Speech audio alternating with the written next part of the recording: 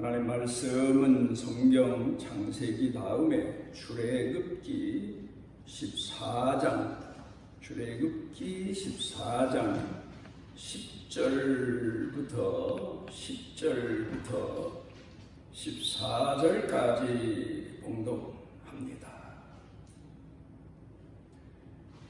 바로가 가까이 올 때 이스라엘 자손이 눈을 들어본즉 애굽 사람들이 자기들 뒤에 이른지라. 이스라엘 자손이 심히 두려워하여 여호와께 부르짖고 그들이 또 모세에게 이르되 애굽에 매장지가 없어서 당신이 우리를 이끌어내어 이 광야에서 죽게 하느냐. 어찌하여 당신이 우리를 애굽에서 이끌어내어 우리에게 이같이 하느냐.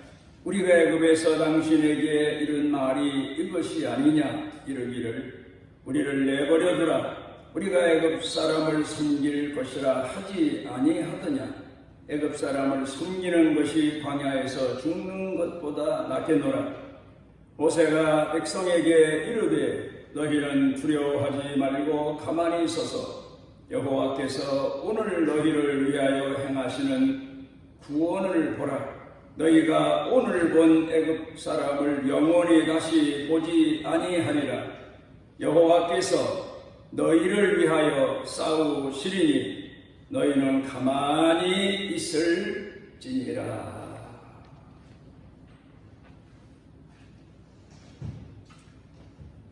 오늘 우리는 혼란한 시대를 살아가고 있습니다. 경제적인 문제도 심각한 문제이지만 그보다 더 큰 문제는 사회적인 문제요, 정치적인 문제요. 또 그보다 더 큰 문제는 주일날 마음껏 하나님의 성전을 찾지 못하는 신앙의 문제도 겪고 있는 그런 시대를 우리가 살아가고 있습니다. 이런 시대를 살면서 개인적인 갈등, 또 가정적인 갈등, 또 사회적인 갈등, 정치적인 갈등, 신앙적인 갈등을 겪는 분들에게 오늘 본문의 말씀이 큰 위로가 되고 큰 교훈이 되고 큰 채찍이 되고 큰 은총이 되는 그런 시간이 됐으면 합니다. 일제강점기 때에 우리나라 임시정부가 중국 상하이에 있었다고 하지 않습니까? 이때에 김구 선생님이 주석으로 활약을 하셨는데 그때는 지금보다 더 정치적인 문제 다음에 심각한 문제가 경제 문제가 아닌가, 오늘 당장 먹고 사는 문제가 아니었나, 그렇게 생각이 되어집니다. 그때에 상하이 임시 정부의 주석으로 김구 선생님이 계실 때 노모님을 거기까지 모시고 가서 본인의 뒷바라지를 하시도록 그렇게 하셨습니다. 그런데 어느 날 이 김구 선생님이 저녁이 돼서 집에 돌아오니까 저녁상에 맛있는 시래기 국이 올려져 있는 겁니다. 반갑기도 하고 고맙기도 하고. 그래서 어머니께 여쭤봅니다. 아니 어머니, 이 귀한 시래기를 어디서 얻으셔서 국을 끓으셨습니까? 제가 이런 거 살만한 돈도 들이질 못했는데. 그랬더니 어머니께서 말씀을 하십니다. 돈만 있어야 이런 걸 구하나? 내가 시장을 가는데 사람들이 쓸만한 것들은 가져가고 쓰레기라고 버렸는데 내가 다시 자세히 보니까 그래도 거기 먹을 만한 게 있더군. 그래서 아깝기도 하고, 그래서 그걸 다듬어서 가져다가 국을 끓였네. 그랬더니 김구 선생님이 그 어머니 말씀을 듣고 가슴이 철렁하셨는지, 세상에 그래도 대한조선의 주석 어머니께서 남들이 버린 쓰레기를 뒤져서 거기서 그나마 건져다가 쓰레기국을 끓이셨다고 하니 이 불효를 용서하십시오. 그랬더니 어머니가 대놈하시면서 아니 먹을 만한 것을 다듬어서 가져다가 국을 끓였는데 이것도 못 먹는 사람들이 얼마나 우리 주변에 많은가. 이것도 없어서 굶고 있는 사람이 많은데, 그런데 이 국을 끓인 게 뭐 부끄러운가. 종아리 걷게. 김구 선생님이 어머니 명령에 자기 종아리를 걷습니다. 어머니가 회초리를 들어서 그 김구 선생님 종아리를 때립니다. 옛날엔 그렇게 늦게까지 자식 교육을 엄하게 하셨던 시대가 있었지 않습니까? 그랬더니 김구 선생님이 종아리를 맞다가 훌쩍거리고 우십니다. 그러니까 어머니가 왜 나이가 이만큼 들어서 어머니한테 애미한테 종아리 맞는 게 서러워서 우는가? 그랬더니 아닙니다. 그럼 왜 우나? 김구 선생님이 이런 대답을 합니다. 지난해 어머니가 때리시는 종아리를 맞을 때에는 아팠는데 지금은 어머니 기력이 쇠하셔서 제 종아리 때리는데 아프질 않아서 웁니다. 그런 얘기가 있습니다. 여러분이 오늘을 살면서, 사람이 오늘을 살면서 가장 중요한 게 뭔가 생각해 봄직한 이야기입니다. 사람이 오늘을 살면서 가장 중요한 것은 바로 그 초점을 어디에 맞추고 사느냐가 중요하다. 어디에 초점을 맞추고 사느냐. 내 삶에 있어서 가장 중요한 게 뭐냐? 바로 그 얘기입니다.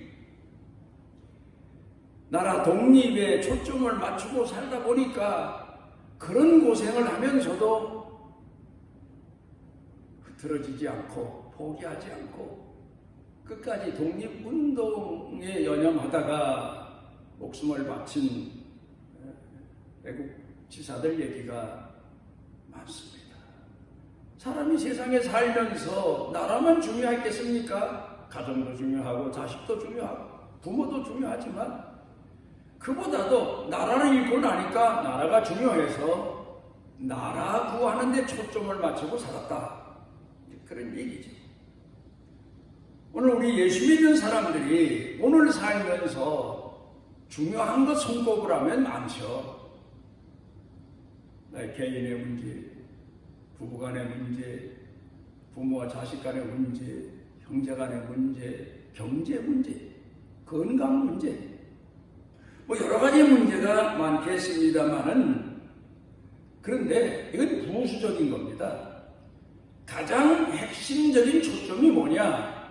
오늘 그걸 성경 본문 말씀을 통해서 배웁니다. 유진 피터슨 박사가 현실 하나님의 세계라고 하는 책을 썼는데 거기서 하는 얘기가 오늘을 사는 신앙인들로서 가장 핵심적인 문제, 꼭 훈련돼야 될 문제가 바로 경건의 문제인데 그 경건의 문제의 핵심은 바로 하나님께 초점을 두는 거다.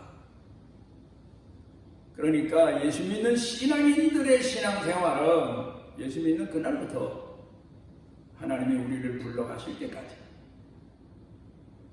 초점 연습의 연속이다. 신앙 연습의 연속이다. 하나님을 향한 마음을 쏟는 연속이다. 훈련이다. 과정이다. 그렇게 이야기를 했습니다. 활을 쏘는 사람들은 그 관역을 맞추기 위해서 평소에 연습을 합니다. 바람 불 때도 연습을 해야 되고, 비가 올 때도 연습을 해야 되고, 눈이 올 때도 연습을 해야 되고, 더울 때도 추울 때도 관역에 초점을 맞추고 활을 쏘는 연습을 해야 유능한 그런 선수가 되는 것처럼, 우리 예수 믿는 사람들은 바로 신앙생활에 영원한 구원의 그 아침, 그날에 초점을 맞추고 신앙생활을 해야 된다. 그래서 서부 영화를 보면 코미디 비슷하게 재밌게 꾸며지긴 했습니다만, 주인공이 말을 타고 가다가 뒤에서 어떻게 알았는지 뒤를 돌아본 것도 아닌데 적이 총을 쏘려고 하면 쏘기 전에 돌아서서 그 적을 먼저 쏘아서 쓰러뜨립니다. 그걸 보면서 총 쏘는 사람은 앞에 있는 관역의 문제가 아니에요. 어디서 어떻게 나타날지 모르는 적을 방어해야 되고 예상해야 되고, 그리고 총 쏘는 연습을 해야 되고, 심지어는 자기 뒤에서 총 쏘는 사람보다도 먼저 총을 뽑는 연습을 해야 유능한 총잡이가 된다. 뭐 그런 얘기죠. 그런 것처럼 오늘 우리가 신앙생활을 하면서 어느 때 무슨 일로 어떻게 시험이 올지 몰라요. 거기 대비해서 우리는 신앙훈련을 해야 된다. 이런 얘기지. 사도 바울이 디모데후서 4장에 보면은 디모데에게 너는 군사훈련처럼 신앙인 군사훈련을 해라. 군사는 나라를 지키는 거지. 사도 바울 본인의 얘기를 하고 있는 거예요. 너도 그렇게 해라, 그런 얘기죠. 복음을 전했는데 복음이 공격을 받아요. 많은 사람이 예수를 믿기로 작정했는데 얼마 안 가서 시험에 들어요. 그러면 그 시험에 드는 사람들을 물리치기 위해서 편지를 써요. 기도를 해요. 그런 것처럼 너도 목회 현장에서 목회자의 사명은 시험 당하는 사람들, 낙심하는 사람들을 깨워줘야 되고 일으켜줘야 되고 하나님의 말씀으로 권고해줘야 되고, 네 사명은 바로 그거다. 그렇게 권고한 얘기를 우리가 볼 수 있습니다. 자, 오늘 우리가 하늘을 생각하고 사느냐, 땅을 생각하고 사느냐, 내 초점은 어디에 있느냐. 물론 우리 예수 믿는 사람도 먹고 살아야지요. 부부간의 문제 있지요. 자식의 문제 있지요. 또 일터의 문제 있지요. 또 우리가 사는 나라의 문제 있지요. 교회 문제 있지요. 그럼에도 가장 중요한 것은 하나님을 향한 구원의 확신을 가지고 목적을 이탈하지 않는 것, 크게 중요하다, 그런 말씀이죠. 공부하는 학생이 옛날엔 공부에만 집중을 했습니다. 그런데 요새 아이들은 좀 특이한 시대를 사는지 귀에다가 레시바 꽂고 음악을 들어가며 뭐 공부를 해요. 야, 이놈아 공부 열심히 해라. 아, 공부해요. 이러면서 공부가 더 잘 돼요. 그렇게 공부한 거 실력이 얼마나 나올까? 뭐 흔히 학생들 말하는 A뿔 나오긴 어려울 거예요. 겨우 숙지하고 그저 현실 유지하는 거지. 왜? 집중력이 떨어지는 거죠. 시부리 방법이 뭡니까? 성경 공부를 해도 하나님을 공경해도 내 마음 성품 뜻을 신앙에 초점을 맞추고 살아라. 하나님께 초점을 맞추고 살아라. 말씀 공부에 초점을 맞추고 살아라. 초점이 중요합니다. 누가복음 15장에 보면은 탕자의 비유 말씀이 있습니다. 아버지에게 두 아들이 있는데 큰아들은 그런 대로 투덜대지만 아버지를 도와서 집안에서 일을 하고 있고, 둘째는 늘 반항심이 아주 강해요. 그러다 결국 아버지를 졸라서 아버지가 졌죠. 자식이 이기는 아버지가 어디 있습니까? 그래 이 자식 놈이 둘째가 재산 가지고 멀리 가서 돈 벌겠다고 갔는데 벌긴 뭘 벌어요. 다 잃어버리죠. 탕진하죠. 그 다음에 죽게 되니까 비로소 아버지 생각하고 돌아옵니다. 그런데 이 누가복음 15장 탕자의 비유에서 초점을 어디에다 맞춰야 됩니까? 아버지예요. 아버지는 이런 아버지다. 초점이 거기 있어야지. 만약에 탕자의 형한테서 초점을 맞춰놓으면 탕자의 형은 어떤 사람입니까? 나는 정직하게 산다. 나는 충성되게 산다. 내 노고가 얼마나 큰지 모른다. 아버지 은혜는 별로 없어요. 자기한테 초점을 맞추고 살기 때문에. 오늘도 교회에서 예수 믿는 사람들 중에 여기에 초점을 맞추고 사는 사람들이 있어요. 나는 성실하게 산다. 충성되게 산다. 하나님의 마음 바로 그겁니다. 우리가 성경을 통해 보면 성경에 인물 얘기가 많죠. 뭐 아벨 얘기서부터 신앙인 손꼽자면 뭐 특별히 아브라함, 이삭, 야곱, 요셉, 뭐 그 외에 다윗. 그런데 이 사람들에게 초점을 맞추면 안 돼요. 아브라함에게 초점을 맞추다 보면 아브라함이 훌륭하다. 아니, 초점은 하나님이 어떻게 그 허물투성이 마음이 약한 아브라함을 신앙 조상되게 하셨나? 그게 초점이어야 돼. 어떤 데에는 요셉을 너무 칭찬하다 보니까 하나님 얘기는 별로 없어요. 요셉이 어려움을 견디고 그걸 극복하게 하신 하나님 얘기가 적어지면 그 초점을 잘못 맞춘 거예요. 그러면 죄인이 의인이 돼버려요. 다윗도 그래요. 그 허물 많은 왕이 어떻게 하나님이 사랑하실 만한 사람이 됩니다. 자, 우리가 자식을 키워요. 그 자식들에게 초점을 맞추면 이 아이가 어떻게 자라고 잠깐 뭐 방탕했지만 다시 돌아오고 그래서 훌륭하게 살고 효자가 됐다. 그럼 부모는 뭐예요? 부모에게 초점을 맞춰야 돼요. 오늘 성경 본문 말씀을 통해서 배우는 교훈이 바로 그겁니다. 오늘 성경 본문 말씀으로 돌아가 보면 엄청난 사건이 전개되지 않습니까? 이스라엘 백성들이 애굽에서 나와서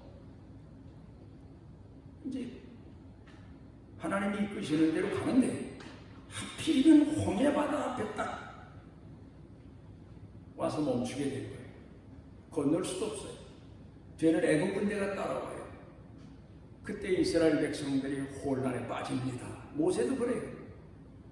그런데 여기 오늘 성경 본문 말씀을 보면 너희는 가만히 있어서 하나님이 너희를 어떻게 구원하시나 봐라. 중요한 얘기입니다. 그러니까 하나님이 애굽에서 우리를 어떻게 권고하셨나? 지금까지 하나님이 우리를 어떻게 사랑하셨나? 우리 조상 아브라함을 하나님이 어떻게 사랑하셨나? 그 문제투성이 야곱을 어떻게 하나님이 사랑하시고 권고하셔서 신앙 조상되게 하셨나? 이런 걸 생각하면서 가만히 있으라는 거예요. 기다리라는 거예요. 하나님이 구원하실 테니까. 오늘 우리는 살아가면서 내 믿음에 초점을 맞춰야 돼요. 그런데 어리석은 인간이기 때문에 어떤 데 명예, 명분, 내 이익 뭐 이런 데 초점을 맞추다가 믿음이 휘청인 거예요. 나는 손해보질 않았나? 나는 정직하고 그렇게 살았는데 대우받지 못하고 있다. 아니에요.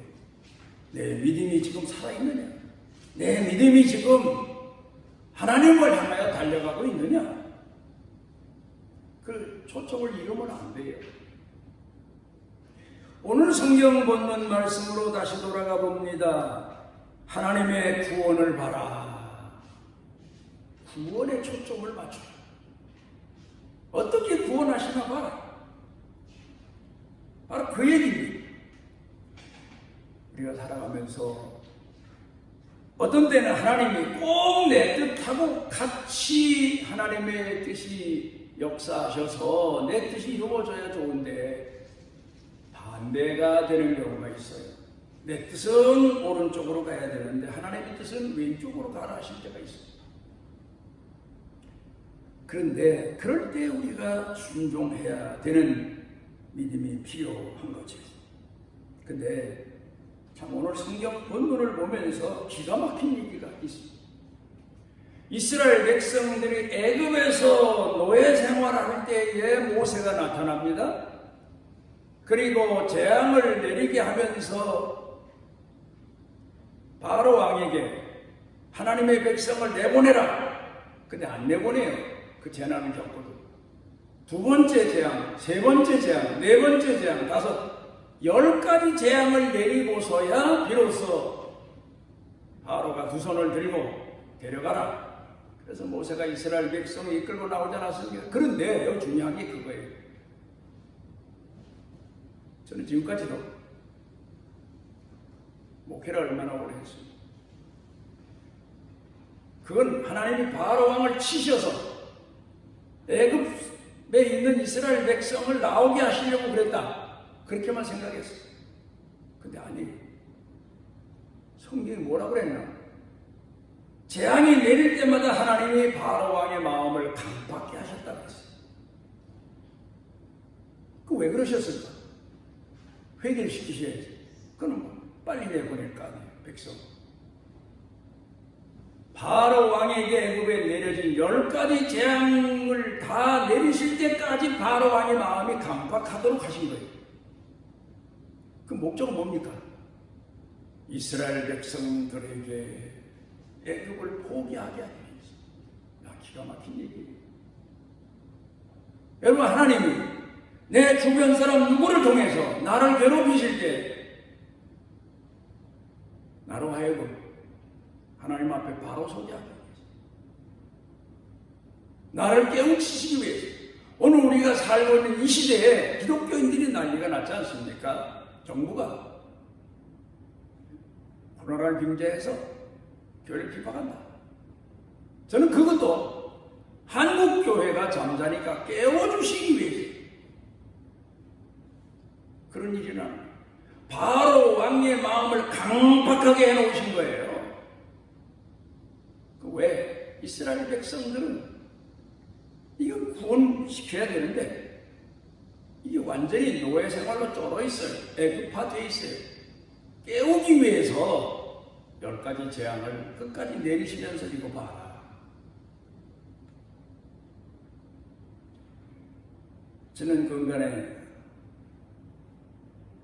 우리 교회 성도님들로부터 전화 상담을 받습니다. 가만히 보면 참 억울하죠. 어떻게 견디시나? 지금까지도 인내하고 낮추고 살아왔는데, 그런데 문제는 그거예요. 내 주변에 있는 사람들을 통해서 나를 깨워주시는 거다. 그게 정답이에요. 내가 더 낮추고 내가 더 나 자신을 돌아보고 회개하고 오직 하나님을 향한 초점이 흔들리지 않게 하기 위해서 초점 연습을 시키는 거예요.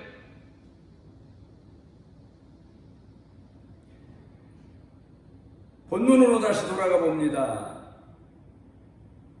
하나님께서 이스라엘 백성들에게 하시는 말씀이 내 능력이 짧아서, 손이 짧아서 구원 못 일으키는 거 아니다.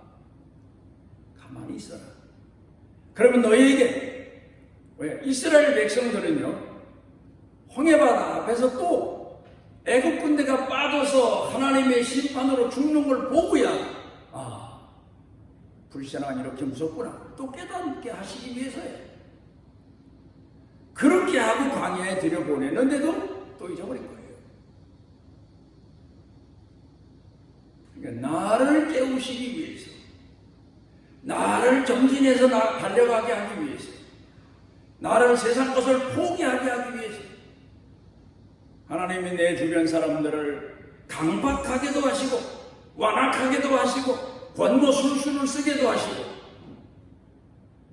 이게 오늘 우리 기독교인들이 겪는 현실이에요.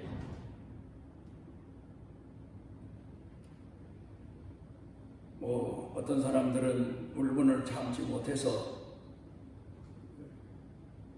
광화문으로 모이고 너무 과격한 나머지 실수도 저지르고, 그런 사람들만 용사가 아니에요. 기도하는 사람들이 아니에요. 거긴 안 가도. 오늘 이 시대에 정부가 하고 있는 일, 정치인들이 하는 일이 얼마나 잘못됐는지 다 알잖아요. 그래서 고민하고 갈등하고 기도했더니 하나님이 택한 백성들을 위해서 오늘도 이런 고난의 시대를 주셨구나.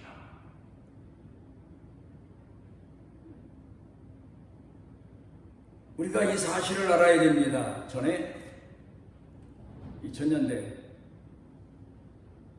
북치민이 남치민이, 옛날에는 공산당이 김일성이가 남한을 침공했다 그랬는데 언제부터는 아니래.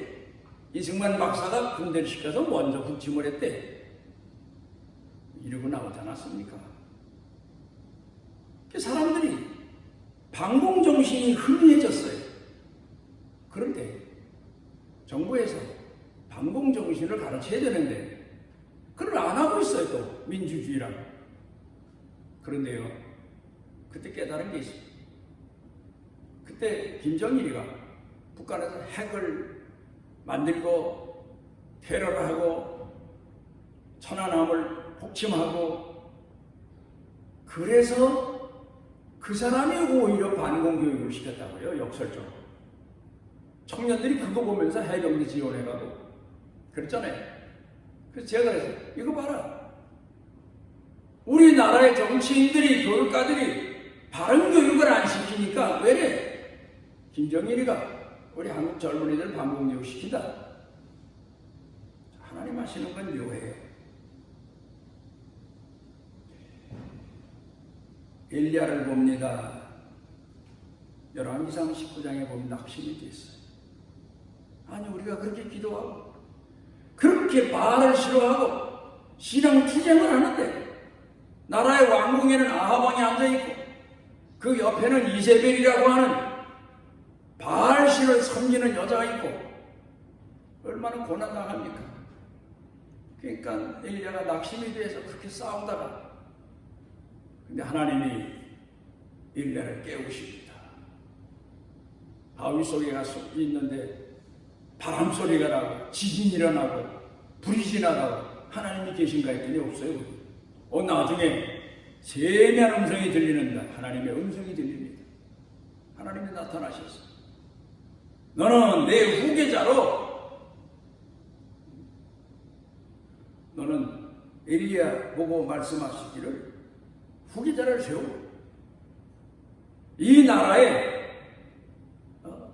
새로운 왕에 대해 기름도 붓고 이웃 나라 가서 왕이 될 사람에 대해 기름도 붓고 그런 사명을 주시는 걸 보게 되지 않습니다. 그래서 엘리야 후계자 엘리사가 선택돼서 세워지게 되고 예후가 아합 왕 다음에 세워지게 되고, 그걸 우리가 이스라엘 역사에서 보지 않습니다. 하나님 역사의 주인이십니다. 그러니까 오늘 우리가 낙담할 건 없습니다. 하나님이 안 계시다고 불신적인 얘기하면 안 됩니다. 하나님은 반드시 살아계십니다. 나라의 정치 지도자가 강박하든 완악하든 하나님 하시는 일입니다. 우리 성도들 깨우기 위해서 깨워야죠. 우리 기독교인들이 얼마나 방심방종해 오늘까지 살아왔습니다. 기도한 일도 점점 기도하는 사람 숫자도 적어지고 이런 일이 있어야 깨어 기도하지 않습니다. 미국도 보면 9.11 사건이 일어나니까 미국이 깨지 않았습니까? 그러니까 하나님은 우리 구원에 초점을 맞춰 놓으시고 우리를 끝까지 구원시키시기 위해서, 타락하면 안 되니까, 잠들면 안 되니까, 낙심하면 안 되니까, 돈에 마음 뺏기면 안 되니까 명예, 명분 때문에 하나님 버리면 안 되니까 재난을 일으키시는 거예요. 돌아오게 하시는 거예요. 그래서 우리를 초점 연습을 시키시는 거예요. 구원이 얼마나 중요한 줄 압니까? 어떤 사람이 기독교 박해가 막 시작됩니다. 기도하다가 꿈을 꿨어요. 천국에 갔어요. 근데 예수님이 앉아 계시고 그 옆에 예수님을 수종드는 천사가 있어요. 그때 막 베드로도 순교당하지요, 도마 순교당하지요, 뭐 제자들 다 순교당하지요. 그 기도하다가 안타까워서 갔는데, 천국 갔는데 그 천사가 예수님 아니 베드로, 도마, 뭐 안드레 뭐 전부 다 이거 마태 순교당하면 기독교는 어떻게 됩니까? 그 기독교는 어떻게 됩니까? 그런데 예수님께서 십자가 외에는 방법이 없다. 십자가 외에는 방법이 없다. 하나님 일이 땅에 떨어져 죽으면 또 싹이 나니까 그거 걱정하지 말아라. 꿈을 깨고 나서 그렇지, 하나님이 침묵하실 리가 없고 베드로, 안드레, 야고보, 마태 다 순교당하는데 하나님이 안 계신 게 아니고 침묵하시는 게 아니고 그 십자가의 구원을 위해서 저렇게 꼭 십자가에 달려서만이 아니고 순교당하고 처형당하는 것, 그 십자가의 교리라고 그러죠. 그래서 저렇게 구원을 시키셔야, 저렇게 구원을 받아야 저 사람들도 구원받고 교회가 온 세계 복음화 되는구나 깨닫고 위로를 받았다고 그럽니다. 오늘 우리가 이 시대에 겪는 고난 낙심에 하나님 앞에 이스라엘 백성들처럼 어리석게 원망해서는 안 됩니다. 하나님 우리 구원에 초점을 맞추고 계십니다. 우리를 오른팔에 천하보다 귀하게 붙들고 계십니다. 역사하십니다. 기도하십니다. 오늘 우리를 지극히 사랑하시는 아버지 하나님, 우리가 이 시대를 보며 낙심할 때도 있고 심지어는 원망할 때도 많았사오니 이 불신의 죄를 용서해 주시고 역사의 주인이시고 지금도 살아계셔서 택한 백성들을 품에 품으시고 이끄시는 선한 목자이신 주님과 아버지 하나님을 바라보며 새 힘을 얻고 우리도 가만히 하나님이 베푸시는 구원을 기다리는 은혜 은총을 더하시옵소서. 예수님 이름으로 기도드리옵나이다.